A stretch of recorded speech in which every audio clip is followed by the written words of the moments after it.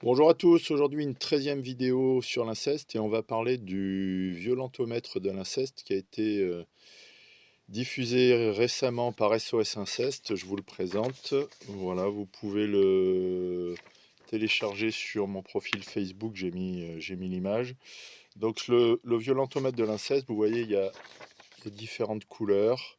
Et en fait, ça vous permet de mesurer la gravité ou les niveaux ou les formes d'inceste. Alors, vous pouvez prendre des notes parce que la vidéo risque d'être un peu longue. Je vais vous donner les niveaux et on va commencer par le niveau le plus grave. Donc, il ou elle t'impose des relations sexuelles, c'est un viol.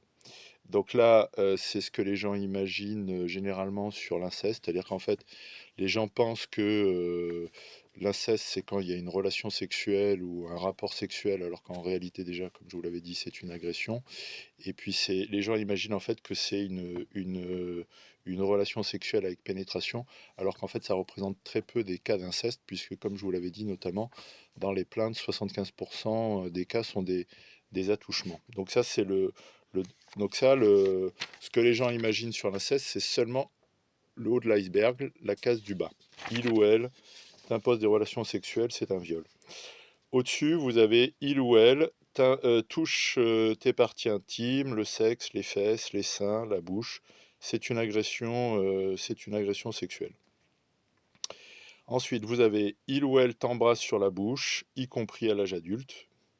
Ensuite, vous avez il ou elle t'impose des films pornographiques ou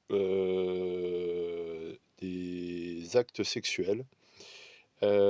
Ensuite, vous avez il ou elle te photographie nu ou dévêtu. Ensuite, vous avez il ou elle t'impose de dormir dans son lit, y compris jusqu'à un âge avancé. Là, ça peut être sous couvert de besoins affectifs, mais en réalité, en fait, vous pouvez vous douter que c'est abusif et qu'en fait, on vous prend pour une poupée ou un nounours. Je vais dire ça comme ça en termes de relation d'objet et d'abus de pouvoir. Vous avez ensuite, il ou elle t'impose des gestes abusifs sous couvert d'hygiène. On en avait parlé, ça s'appelle le maternage intempestif. Donc, nettoyer les fesses jusqu'à un âge avancé ou des soins. Alors, il parle là de massage débordant, par exemple. Il ou elle t'impose ensuite des gestes affectueux que tu ne souhaites pas. Bisous, chatouilles, caresses, câlins.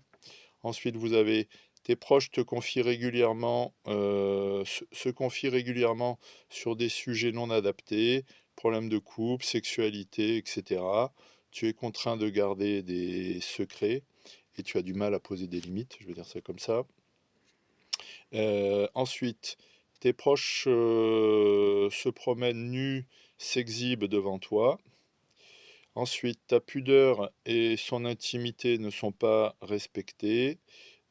Porte qui ne ferme pas à la salle de bain. J'avais aussi parlé du nudisme obligatoire pour les enfants jusqu'à un âge avancé. Ensuite, tes proches font des blagues sexuelles devant toi, t'offrent des objets à caractère sexuel. Donc là, j'avais parlé de la sexualisation. Ensuite, tes proches font des remarques ambiguës et sexualisées sur ton apparence. Donc là, ça peut être le thème récurrent, ça peut être le thème de la pute, j'en avais déjà parlé.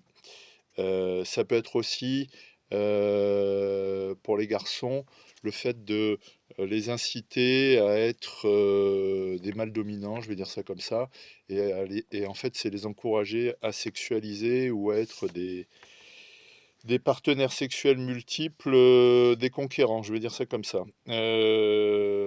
Donc là, en fait, le garçon devient un faire-valoir sexuel.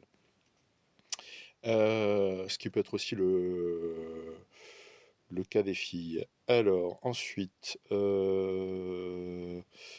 tes proches ne respectent pas ton espace personnel, ton intimité.